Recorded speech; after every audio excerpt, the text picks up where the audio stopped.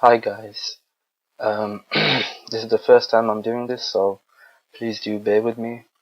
I'm gonna make some mistakes. I'm gonna, sound like a fool and amateur at times, but you know, it's my first time, so please do forgive me. I just want to say a quick thank you to the small amount of support that I get. I'm not very popular at all, but I do get some support, and it's very small, but I appreciate your support. It means a lot to me. Thank you for watching my videos, and I hope you continue to support me. Um, a quick note to the to the note you're seeing on the screen right now. I just want to talk about that quickly. There's a lot of people on YouTube who are basically hoaxers, and they try and pass themselves off as legitimate UFO researchers, and all they're after is more subscribers, more views, and a quick payday. And they post all these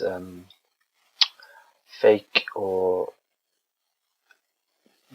footage that is not really what they claim it to be. For example, you have a lot of UFO videos, a lot of anomaly videos of Mars, the Moon, and so on, and it's all perfectly explainable. But these people, they know it. They fully know what they are posting is either fake or something else, but they will intentionally try and mislead you just for that extra view, for that extra subscriber, the extra like, and that big payday at the end of the month. So the purpose of this video is to enlighten you and to educate you, because not everybody is intelligent enough to know what they are seeing, because they just don't have the knowledge to decipher what's on the screen. So please do enjoy this video, and hopefully you'll learn something at the end of it. Thank you. So the Black Knight UFO, it's basically a folklore that's been going around for a long time, and I say folklore because that's what it is really. It's just a myth. It's nothing more, a telltale story. Um, Obviously, there are people who believe in it very strongly, and then there are those who know it's not true, but they will still pass it off as a legitimate case because they want those views and those subscribers. And then there are some who don't believe it because they just know what it is simply. But today we'll have a look at the argument for and against, and I'll try and convince you as to what the subject really is, and at the end of it you can choose, what to believe yourself. But yeah, let's get on with it. The Black Knight UFO dates back to 1899, I believe, to Nikola Tesla. The reason why is because in 1899 in Colorado, Nikola Tesla was in his laboratory, and he received some radio signals that he thought was from out of space, and he thought these signals were intelligent. He confirmed this in an interview in 1901 with Collier's Weekly. But unfortunately for Tesla, this was later proved to be nothing more than pulsars. I believe it was 1968 when scientists discovered this, and Tesla obviously did not know this because this discovery was made after Tesla's time. So during Tesla's time, what he knew with the knowledge he had, that was the best way he could explain it. But today we know that these are pulsars, and pulsars are basically radio signals from giant deep space sources. So yeah, there goes Nikola Tesla and his connection to the Black Knight. But the funny thing is, you see, at the time when Nikola Tesla discovered this, neither did Nikola Tesla or anybody associate this with the Black Knight satellite. The name Black Knight satellite, it actually originates from the UK. They were sending rockets into space. It wasn't a manned mission. It was just I believe rockets they were sending there.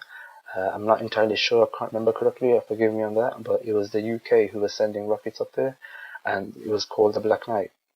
0 hour at Woomera, South Australia. Black Knight, Britain's first space rocket, had its cables released and was all set for the takeoff. The Australian Ministry of Supply cooperated with the mother country in the venture. The cost up to this stage between £4 and £5 million. The checkered history of space rockets posed the question to all present, would the attempt succeed? A few seconds later, Black Knight was airborne. It was a triumph for all concerned. The research rocket went 300 miles up, and the nose cone was recovered about 50 miles away at the expected spot. It was a brilliant beginning of the Commonwealth campaign for the exploration of space.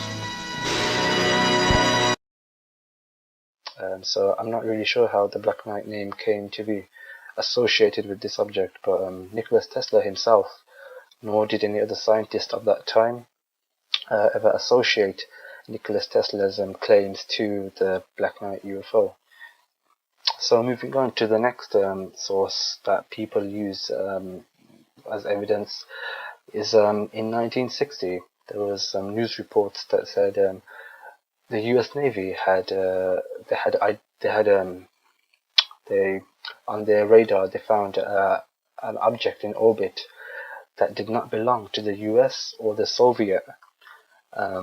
Now this made headlines, and there was a newspaper report the next day saying, there's a satellite in space that's not ours, blah blah blah, etc.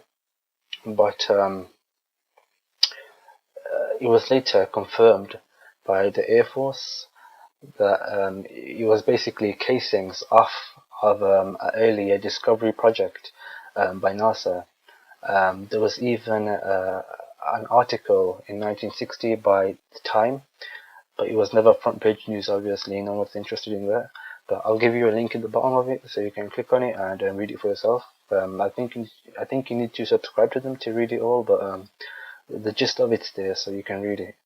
And then you have the most famous case, which is from I believe it's the Space Shuttle Endeavour, or better known as STS-88, which was in 1998, I believe. And what happened was basically there was a lot of photos taken, and there was a strange object there. A lot of photos of this object in space that the UFO community quickly associated to the Black Knight satellite.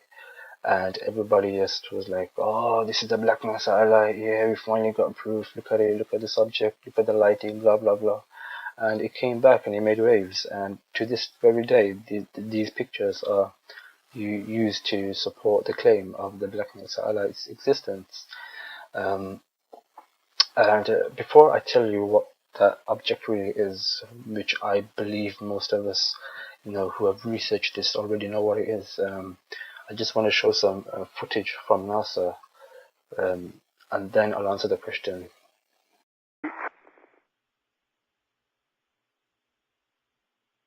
Where'd you see that? Was that the code on the thing, or? No, it's under that flag. Oh, I see it. Number? Yeah.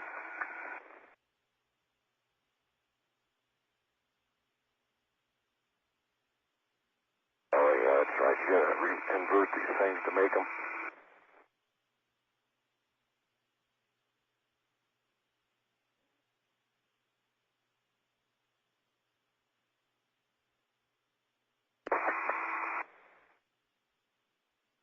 Gary, the thermal covers got away from you. How did it do that? It was in the background. Okay. Well, Okay, it is.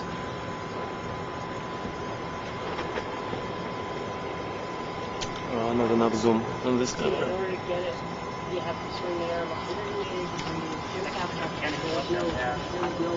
There, you can't reach it. A little bit too far. Let's see what it does later. Actually, Can you see it? yeah, it goes forward. It means that it will go up. Yeah. So it could be close to them in some time.